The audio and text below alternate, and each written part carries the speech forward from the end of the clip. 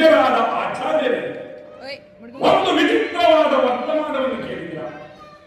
ರಾಜ್ಯಕೋಶಾದಿಗಳನ್ನು ಕಳೆದುಕೊಂಡು ಸೈನ್ಯದ ಸಹಾಯವೂ ಇಲ್ಲದೆ ಆ ಕೃಷ್ಣನನ್ನೇ ನಂಬಿಕೊಂಡಿರುವ ಪಾಂಡವರು ನಾಚಿಕೆ ಇಲ್ಲದೆ ಅರ್ಧ ರಾಜ್ಯವನ್ನು ಕೇಳುವಂತೆ ನೋಡಿದ.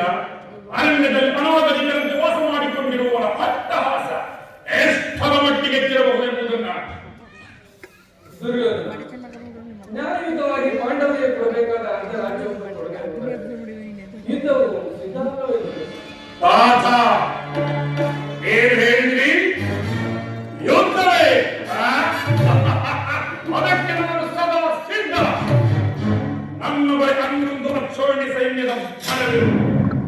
ಅದರ ಹಿಡಿತಕ್ಕೆ ಸಿಕ್ಕಿರೋ ಆ